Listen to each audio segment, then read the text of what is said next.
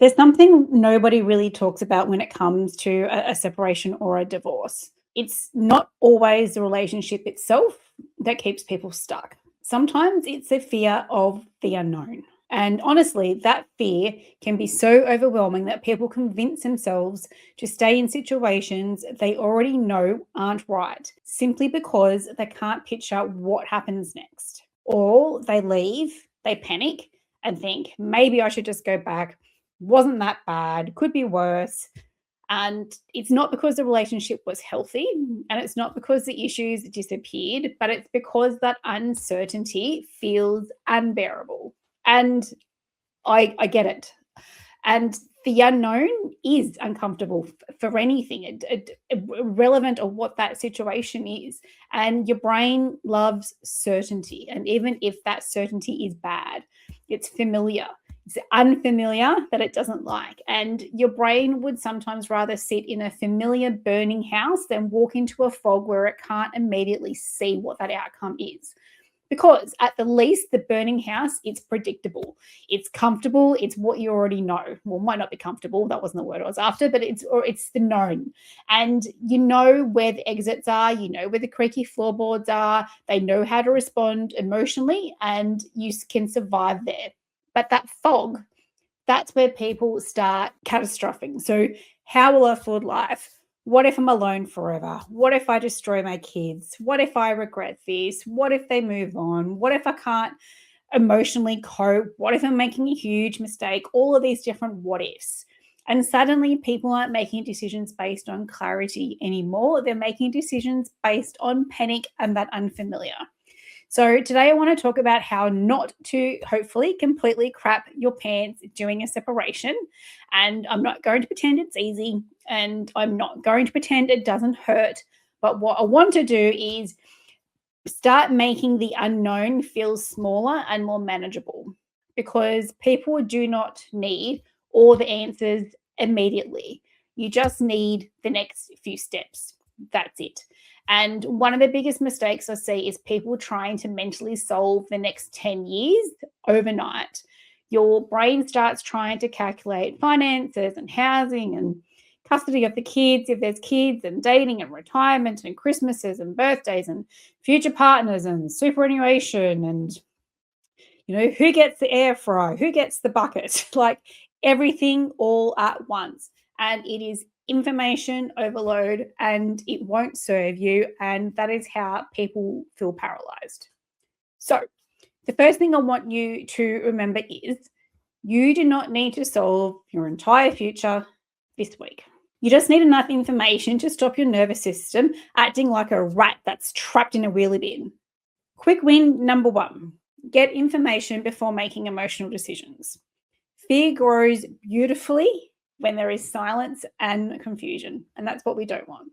Sometimes people delay separation for years because they haven't spoken to a lawyer, a mortgage broker, possibly a therapist, a financial advisor, or even some trusted friends. Your brain can fill the gap, so their brain can fill the gap with worst case scenarios. But information creates options. Options can create calm. Options can also create overwhelm. But even if you ultimately stay in the relationship, I think understanding your position matters. Your quick win number 2, stop trying to predict every possible outcome. You can't, nobody can, and chances are you're probably always going to go to the worst case scenario. Most people think certainty comes before action. Usually, certainty comes after the action because then it's known. So it's after a conversation, it's after boundaries have been set, it's after gathering your documents, it's after maybe trying some therapy, maybe it's after separation, and it's after seeing how life actually feels. Clarity often arrives while things are moving, not while you're sitting frozen. Quick win number 3. That is 2 fingers. That is 3. My bad. Focus on stabilizing yourself physically. So this one sounds really simple and that it doesn't matter, but it does matter more than what you realize. During separation, people can stop sleeping properly, they can stop eating properly, stop exercising, stop drinking water, stop eating healthy food, and they start doom scrolling at 1 a.m. while emotionally paying a FBI visit to their ex. They're scrolling through their Facebook or their Instagrams, playing detective, seeing what's happening. Your nervous system can't make good decisions while you're running on caffeine, anxiety, and half a piece of toast. You do not need to become a wellness influencer overnight, but having basic wellness strategies does matter. Sleep, food, movement, support. Your body and your brain are on the same team. Don't have them working in conflict with one another. Quick win number 4. Please don't make permanent decisions from temporary panic. The first few weeks or months after a separation can feel emotionally chaotic. Some people want to reconcile immediately because they miss the comfort. They are unfamiliar with the unknown and they want to go back to what is familiar. Some people simply want revenge. Some people want to burn down every joint bank account and, move to some foreign country with a Labrador named Stephen. Who knows? Whatever it might be, everybody is different. And you do not need to decide your entire future in the middle of an emotional shock. So please give yourself space to settle before making any reactive decisions. And probably the biggest thing I want people to hear today is fear does not automatically mean you are making the wrong decision. It's the unknown. Sometimes fear simply means you are standing on the edge of change. You're going from what is unfamiliar and then you're going to go to what is a new familiar. And, change isn't comfortable, but that doesn't mean that is a bad thing. I think a lot of people assume that if leaving is the right choice, that you should feel instantly at peace and confident. And I don't think that is a reality. Sometimes the right decision still feels terrifying because there's so many different unknowns. You've been in a situation that you might not be happy with, but it is comfortable. And now you're going into that unknown. And that is really terrifying, especially when there's kids and there's finances and homes, and there's all sorts of different identities involved. You can deeply love someone and still know something isn't sustainable. You can care about someone and still need boundaries. You can be scared, but you can still move forward. These can coexist together.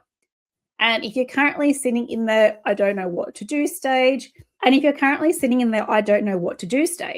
please know you don't have to have your entire life figured out today.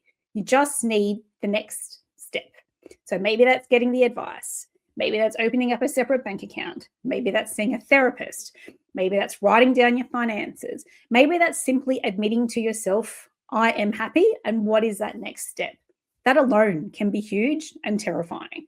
So because avoidance has a sneaky way of making fear grow, and it's the things we often avoid that become bigger in our minds than what they are in reality. And sometimes ignoring something means that it's going to become bigger in the future because it's been ignored for so long.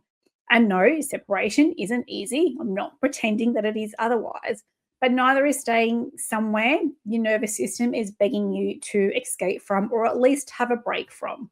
At some point, people have to stop asking, what if everything goes wrong? That's where our brain automatically goes. Start asking yourself, what if life could eventually feel lighter than this?